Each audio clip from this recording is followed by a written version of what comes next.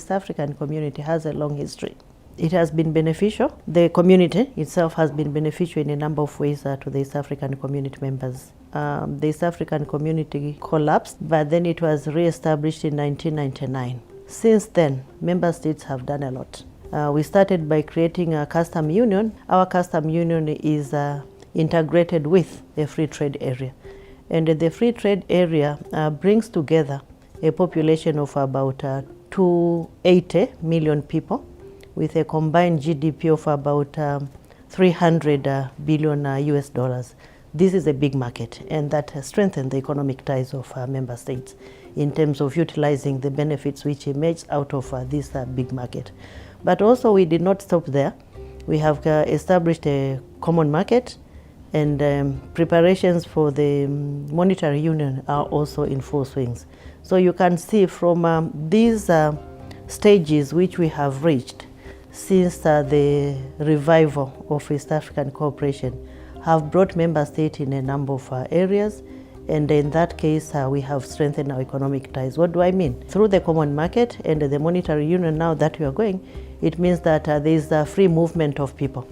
And hence, as you are aware, that we have also introduced a common passport, which is unique. I think we are the only configuration with a passport which is used within the region. One may say that there is a passport in African Union that is different because that is a laissez-passer, it's not a passport as a passport. All this signifies the importance of East African community, but also shows that we continue working together. Now, recognizing that there was a point where we were pushing for industrialization, and recognizing that that is very important, we introduced the EAC, industrialization policy, and we have agreed on pillars, and we are moving toward that direction as a region. And all this shows that indeed our ties continue to grow. We are doing a lot to improve the business environment. My president, you know, it's not everybody is seeing what she's doing. First, reviewed a number of policies or enacted or formulated new ones. We have reviewed a number of legislations or enacted new ones, but also massive investments have gone into the infrastructure sector. Modernization of the ports, construction of the rail lines. Energy is very critical if you want people to undertake their business effectively. So we are constructing a big hydropower dam. So all those are massive investments, and we have also tried to embrace the business community to be part of us, because if you want to facilitate investment, you cannot do it as a government. You must make sure that the private sector, you work with the private sector. So all those efforts are being undertaken. So karibuni, Turkish investors, this is what we are doing in East Africa, and let us work the journey together and enjoy these benefits and opportunities which are available in Tanzania, but also in our region, the East African community.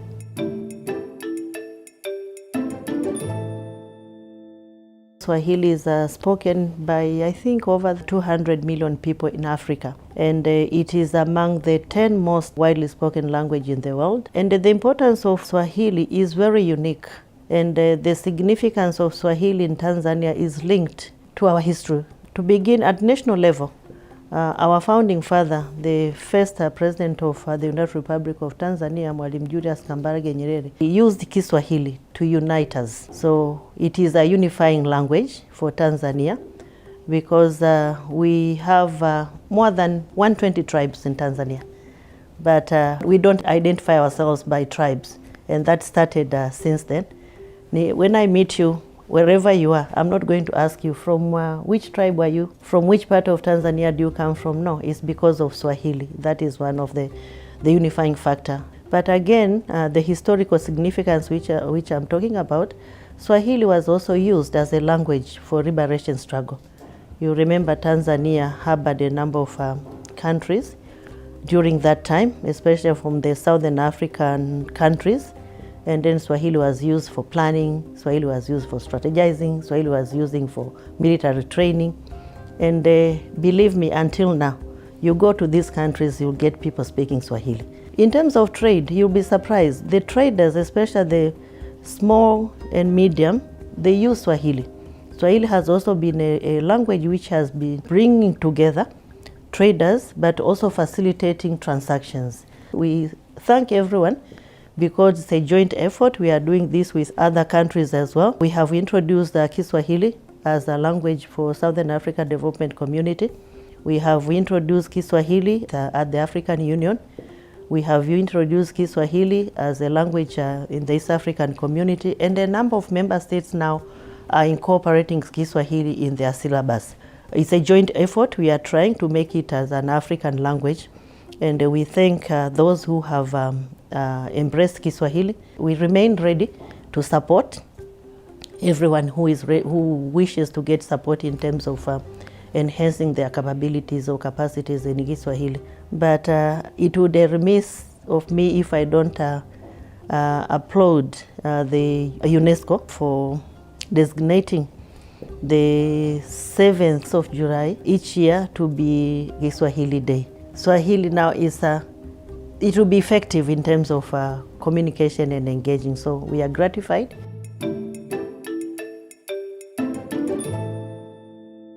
Media are very important partners to public organizations, including governments. You are going to help us to communicate. When I started, I explained the opportunities which we have within East Africa. So in terms of economic opportunities, we believe that the media can also help us.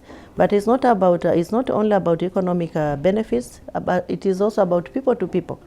There will be engagement, culture promotion, people to people relations between Turkey and Tanzania.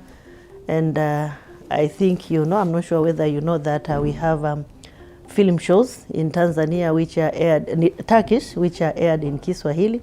That is also very commendable. People now understand Turkey is not a new country.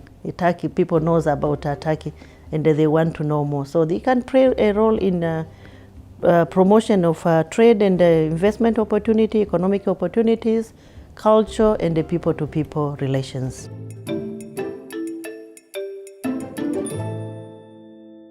You have seen currently, but even before that, we are promoting investment. Her Excellency, Dr. Samia Suluhu Hassan, has been busy promoting investment. So Tanzania values foreign investors, including those from Turkey. Indeed, they investments contributes greatly to our socio-economic developments efforts, and infrastructure is among our key priorities. There are a number of investors in Tanzania from Turkey, but let me single out one, which is actually involved in the modernization of Tanzania infrastructure through a company called Yapi Melkezi, which has been awarded a number of tenders in the construction of the standard gauge railway network. This is a very strategic project for us, because it connects not only Tanzania, but yes, we are going to connect Tanzania through the Central Corridor,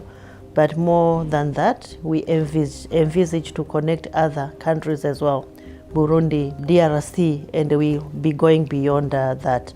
And that is the impact now. This is an enabler for cross-border trade, but it's also an enabler to a number of other activities.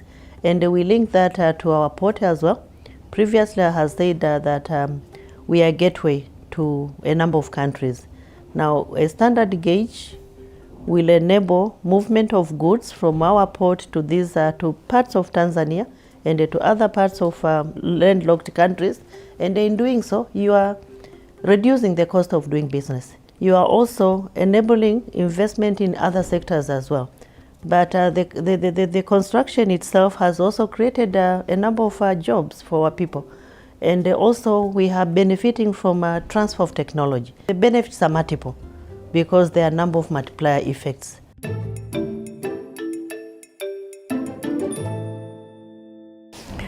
Let me begin by saying that I don't think there are trade barriers between Turkey and Tanzania. We don't have trade barriers at all. And we have witnessed, indeed, as you have said, a remarkable increase of trade and investment over the past 10 years between our two countries. And this has also been accompanied by improved bilateral relations between our two countries. And I would say that the real game changer for Tanzania-Turkish trade and relations happened in 2009 when Turkey reopened its embassy in Dar es Salaam. The volume of trade between Tanzania and Turkey has jumped fourfold. This is not something which you should underplay. By then it was about 63 US dollars million. That is in 2009, and it has increased to 2050 million US dollars by 2020. And that's why I'm saying that I'm not seeing any trade barriers, but I'm seeing increased relations and the partnership between the government, but also between private sector. And Turkey is among the 10 biggest source of Tanzanians' imports. The balance of trade between the two, even though it has improved, but we are still the main importer. And would wish also to see that we export more to Turkey. But again, the launch of the Turkish airline between Istanbul and Tanzania via Kilimanjaro and Zanzibar, as you know, has also helped significantly in terms of boosting trade, business, but also bilateral relations. We have also made sure that we improve the engagement between government and government. We have revived our joint permanent commission where people will sit, both parties, Turkey and Tanzania, from governments, discuss about a number of issues, address challenges. Indeed, if there are barriers to trade, they will be discussed there. So the relations are very good.